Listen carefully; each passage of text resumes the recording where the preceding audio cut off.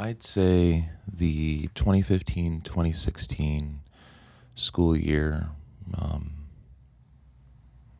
was probably the deepest part of my hole that I had dug myself into. It was probably the darkest time of my life spiritually.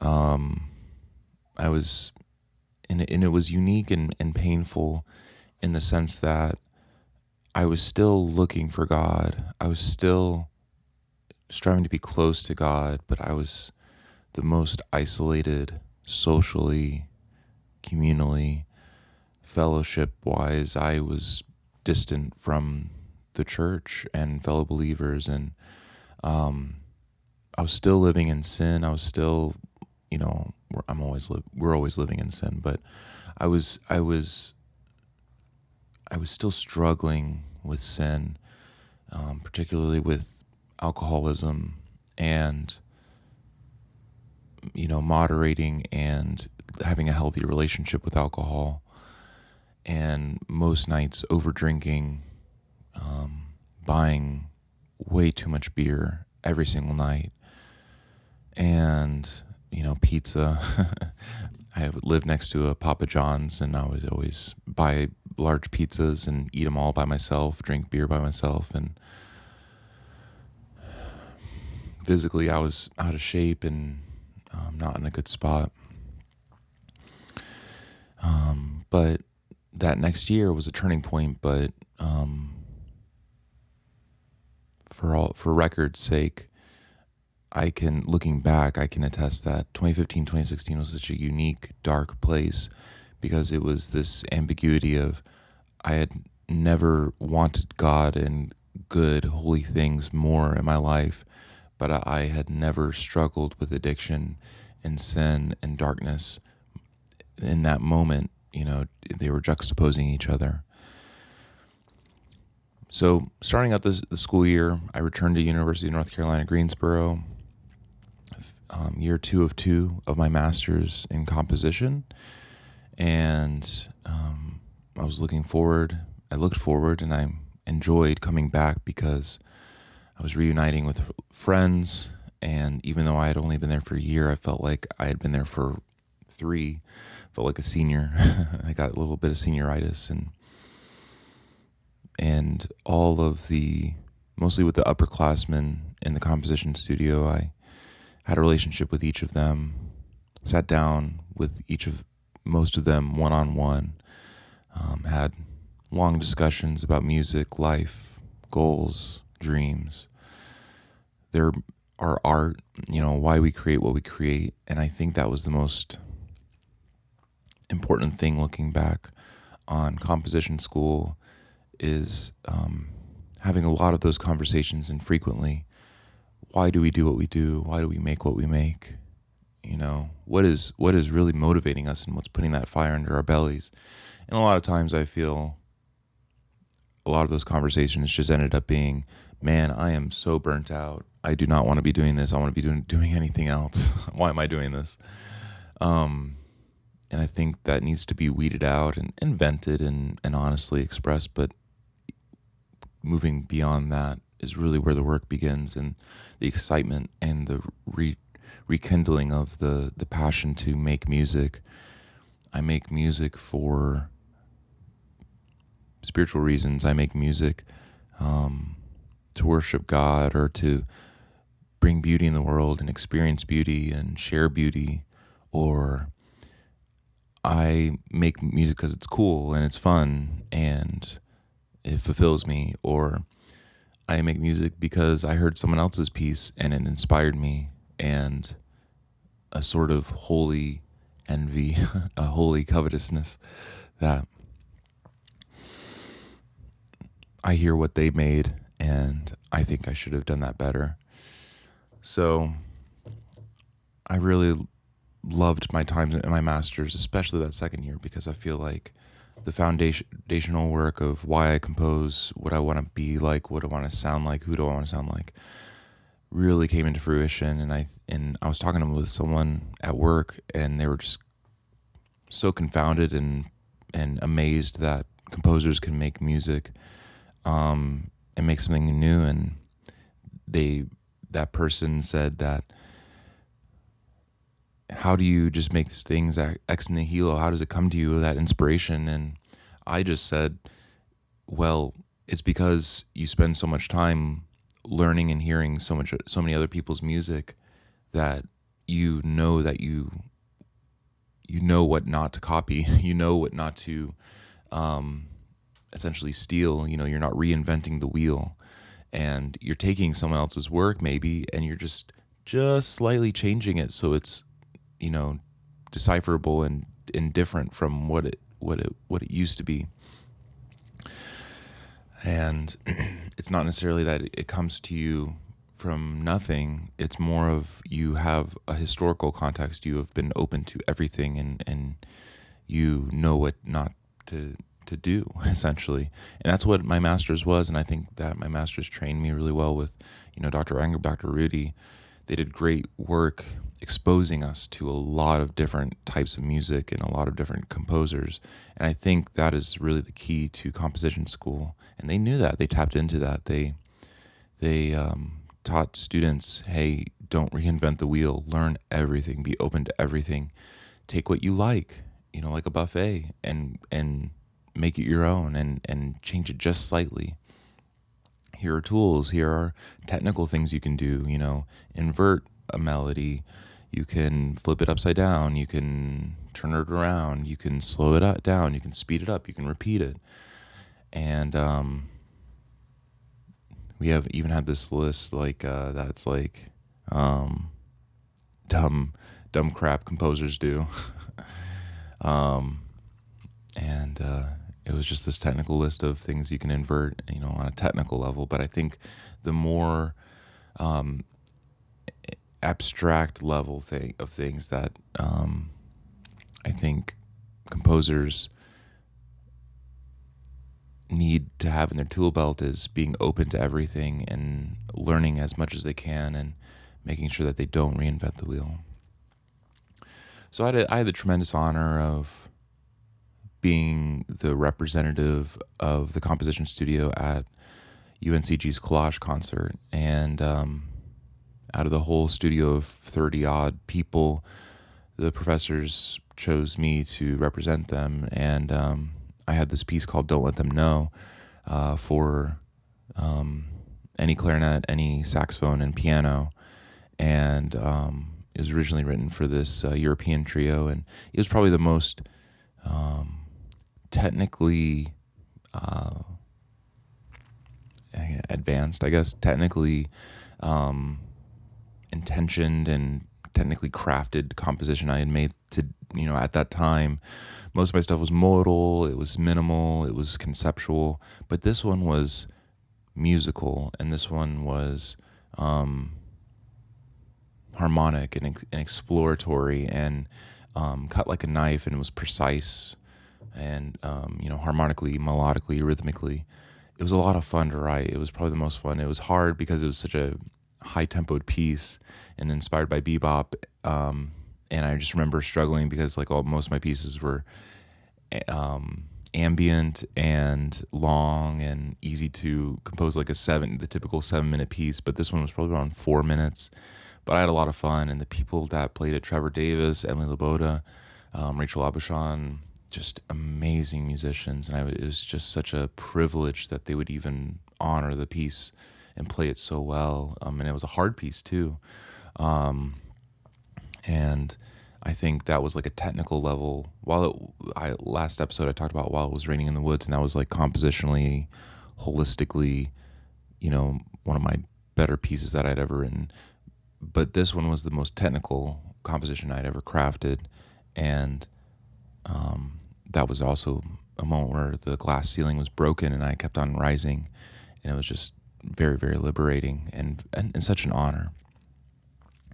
Later that year, Ash Stemke, one of my best friends, he got accepted to the SEI conference. And I remember not being accepted to it. I think I submitted myself, but I wanted to go and, honor him and listen to pieces and go on a road trip down to Florida. And it was so much fun to take a road trip down there with him and listen to new music, meet new people. And I think that's another thing that was such a privilege in my master's, is just exposing to academic conferences. And you're a master's student, you're single, you are getting by the skin of your teeth. You should go to those. You should make travel and a priority, and venture and meet new people and make connections, because as you continue to age and settle down and build a family, you have less opportunities to do that. And man, that was so much fun, going from North Carolina down to Florida and in the middle of November.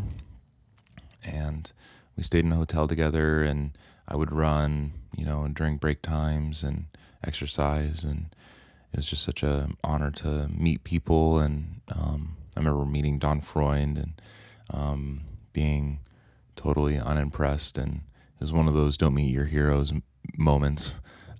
He's just human too.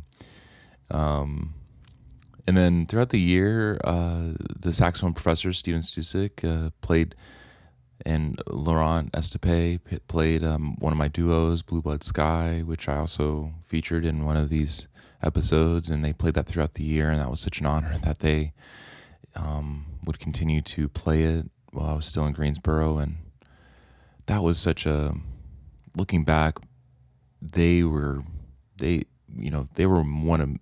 two of many artists in Greensboro that really cultivated this artistic environment and community. Steven Stusek and Laurent Estepe and their duo, they just are constantly performing. They're constantly sharing and living out the artist's life by playing in bookstores and unique events where people sit crisscross applesauce on their butts, listening to music and weird music. And, it would be totally unaffiliated from the university, on purpose too. And I just remember loving every second of that. It was very much like more on the kind of leaning towards like a high art environment. And, being in Denton, there's much more of a eye-opening to accessibility, and it's kind of more on the accentuating low art and making sure everyone has access to it. But with that comes kind of the house show environment, whereas this one was I didn't really attend too many house shows in Greensboro. It was mostly like in these venues and established venues of bookstores and shops and stuff like that. It was exciting. It was my first time being in that kind of environment and learning about this, because I grew up in Kentucky. We didn't have house shows. The professors didn't perform in weird venues and weird vendors, unaffiliated from the university, because usually in Murray, it was always a Murray State sponsored event. And what a privilege to be exposed to that and be honored, through performers and musicians playing your music. What a incredible fun time it was. And throughout the year I attended conferences. I flew out to Oklahoma at my first NSEAM. I don't even know if that still exists, but it's the National Student Electronic Music Event. And that was like my first breakthrough conference that I got chosen for, and my first electronic music conference that I got accepted to and performed my own music. And it was really special because it was while it was raining in the woods.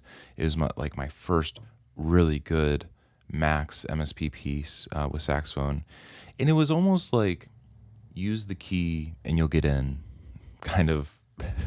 Looking back, it was like, hey, duh, if you do X, Y, and Z, of course you're gonna get accepted. And it was a little bit of that, but it was also a little bit of the piece was good, and I rose to the top.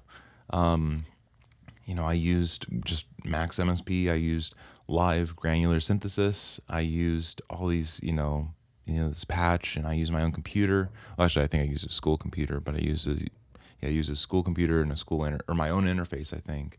And it was a Scarlett 4 in, 4 out that one of my buddies from Murray actually gave to me. Corey Slaughter, he's a guitarist and he's working in networking right now. And I mentioned how I want a audio interface, but they're so expensive, and I bought one, but I don't really like it. I want like 4 in, 4 out. He's like, I have that. Let me find that. And he's like, I don't use it anymore. You can totally have it. And so he just gave me this awesome Scarlett interface that had 4 in, 4 out. And I used it, and that was an honor and very exciting.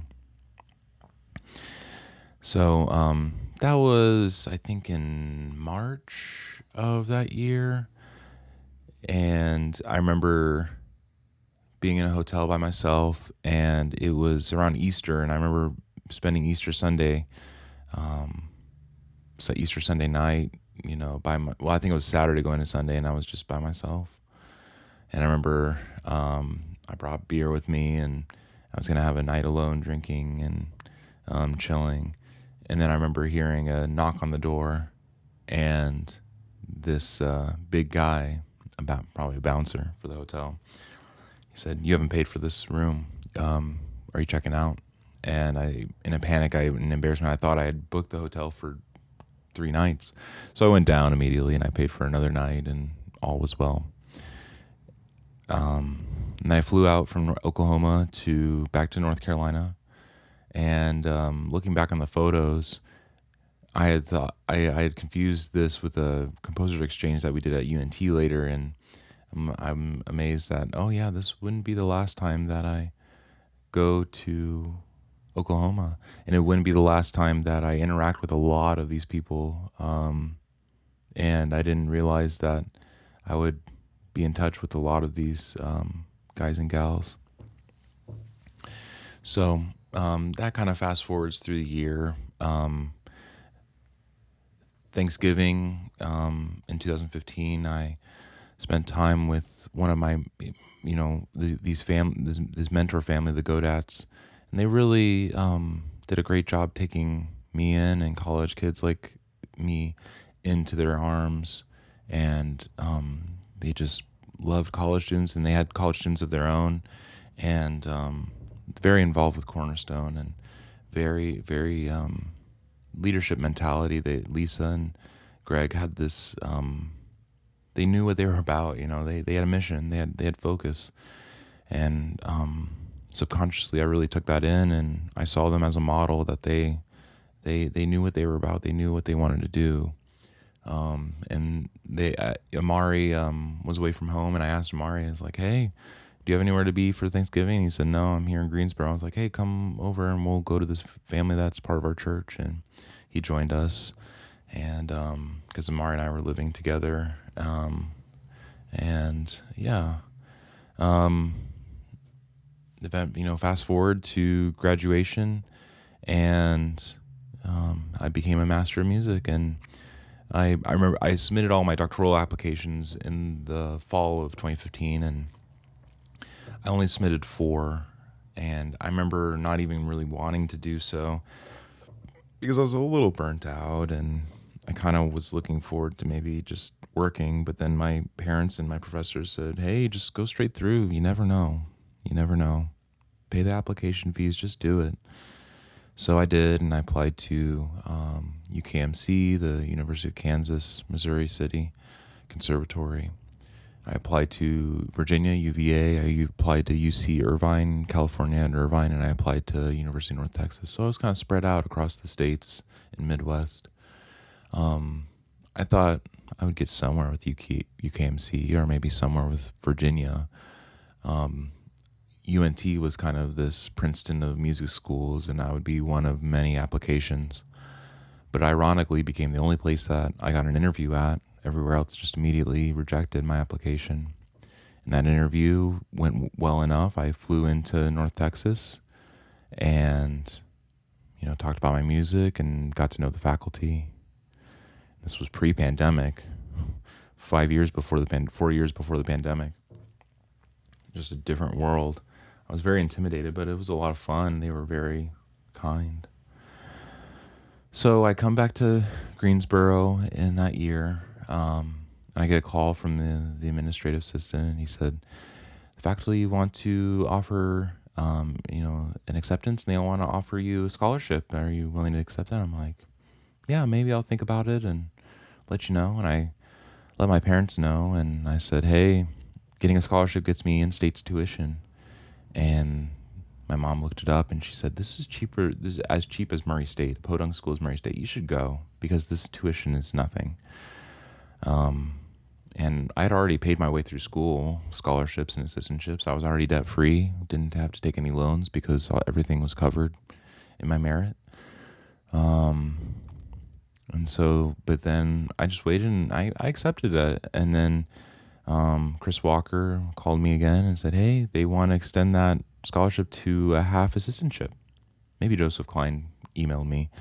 And then and I accepted. Yeah, I got a half assistantship. That half assistantship turned into a full assistantship because another person declined the application or declined the acceptance.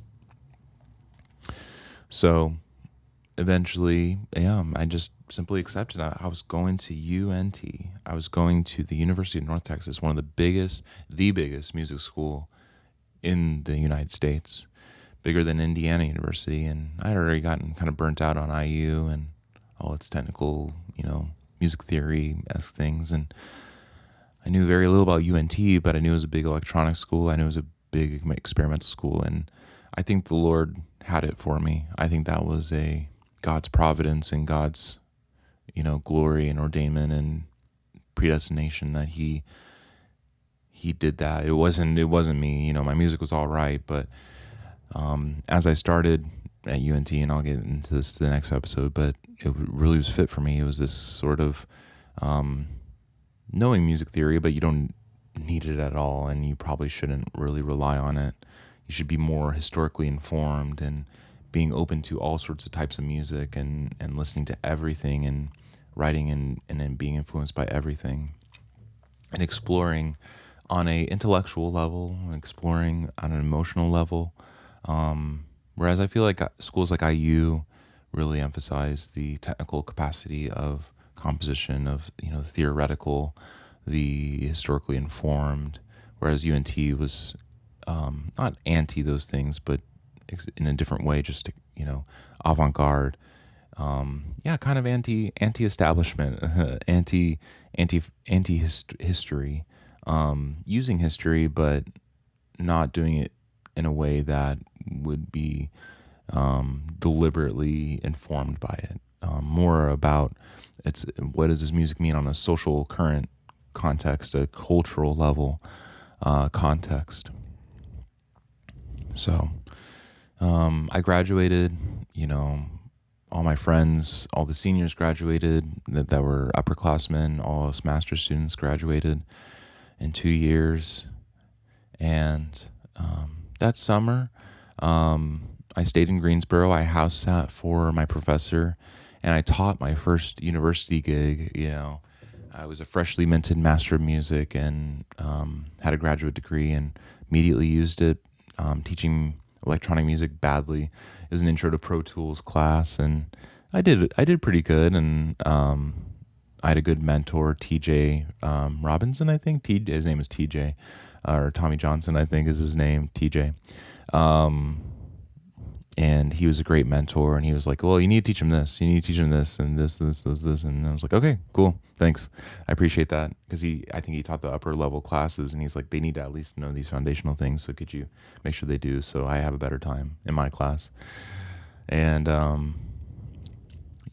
got through that on my skin of my teeth. I had like 8 students, non-traditional students, didn't go to, this was their college essentially, and didn't have any music classes beforehand. And so we talked about music history. We talked about sampling and where it came from and the technology and how it's turned and developed. And of course, we talked about music concrete and electronic music, or whatever the German way for saying it, the German and French schools and the radios and the magnetic tape and all that jazz.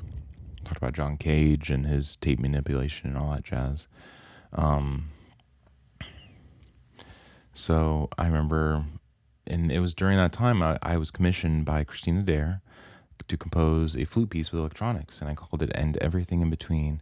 At that time, I got really interested in Veritasium videos and Vsauce videos, those kind of, conceptual videos that were beyond me, but they were very, very interesting and talking about different types of infinity, some infinities being larger than each other. And I was like really thinking about God and him being infinite.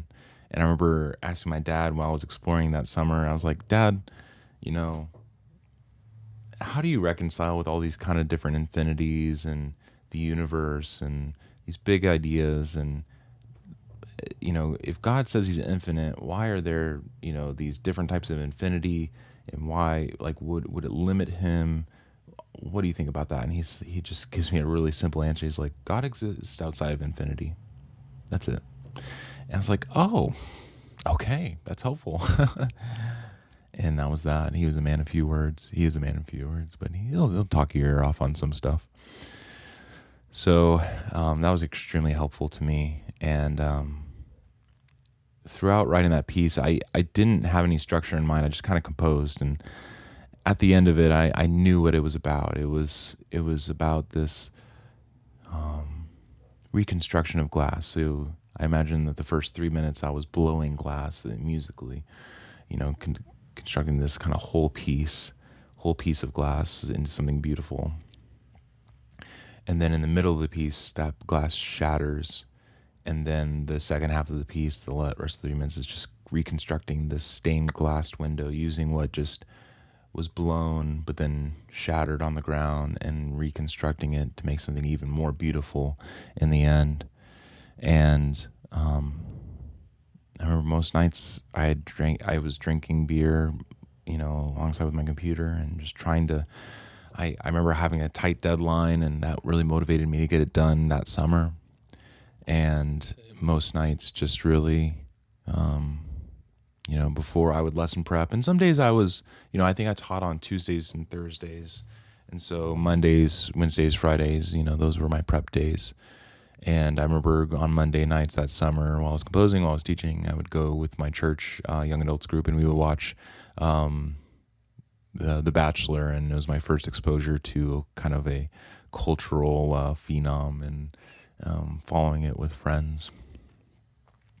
That was a lot of fun. And I remember also trying to lesson prep for that. And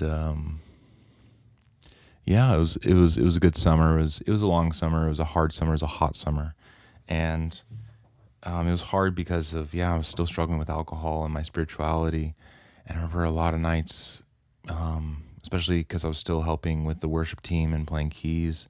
I just remember rehearsing some of these songs and just sobbing as I was listening to them, or as I was playing on the piano, my professor's piano, because I was still house sitting. I just remember sobbing, playing through them. And I just remember drinking way too much. And, I was just drunk crying as I was listening to Bethel music, and listening to a lot of Amanda Cook and Christine DeMarco and their songs like Shepherd, and It Is Well was a breakout song that year. And I think like a lot of church culture, the waves kind of slowly fan out, and I feel like years later it became super popular. Even now it's still really popular, and people are uncovering it, even though it's really technically really old. And I think I was really struggling that summer just because I was drinking so much and trying to figure out how to teach and navigate spiritually and manage my drinking. And I just felt very lonely. I was just so alone. That was probably the hardest part, is the loneliness that gets you. And but I finished that piece, and it changed my life forever, because it was really well polished. I mean, the Max patch was not, the coding was horrible, but the music was really, it was true to my style. It was informed by a lot of pop and beats making, so to speak, glitch and digital manipulation, and I just loved it. It was a lot of fun, and Christina loved it. It was technically challenging, but performable. And they made this amazing video recording of it, and beautifully well done. different angles recorded, crisp audio. The electronics were recorded really well. And that summer, I taught for the June month, I believe, maybe it was July. Oh, it was the whole summer. And I wrapped up that class, gave finals, submitted grades, and I remember wanting to just skip town so badly. So that my last Sunday, that Saturday, I spent the weekend with Ash out northeast-ish at Camp Raven Knob, and spent the night there, and we hiked a mountain. And I left, after hiking the mountain at like 6 a.m., I made the commute back to Greensboro about an hour or two. And I played that Sunday. It was my last Sunday playing keys. And my professor had gotten back into town, and I was like, hey, I'm sorry, I'm leaving town. He's like, is it not possible to just say bye? And he wanted some closure, and he was really nice that way. And we talked about music, we talked about theory, we talked about all these things. And he wished me the best of luck, and then I skipped town and I headed home. I remember being really tired. I think I pulled over to sleep for a little bit, but I made the long trek of 12 hours. No, I went to Lexington. That's right. I went to University of Kentucky to see my brother and sister because they were there for the summer. Or maybe it was just my brother. And I think from there, we went up to Illinois to be with my grandparents. We ran the Big Ten Network 5K and spent the summer in Chicago. It was a lot of fun. I also, in August, I went to Birmingham to be with my friend Matt Ray, and we went to a game. And then, we had a little family reunion on my dad's side, took a family photo. And then August 9th of 2016, I had my car full. I was driving the Buick LeSabre 1998, this boat of a car. I had all my possessions known to me were in that car, and I had them in there for like 2 weeks while I was in Murray and road tripping around. And then I made the great trek. I had a roommate, Evan Woods, who I'll talk about in the next episode, who really discipled me really well. And I moved in with him, and Johnny went over to Parkside up in Cleveland, Ohio, to begin an internship that really shaped him positively for the better. And what a phenomenal, fun time. And I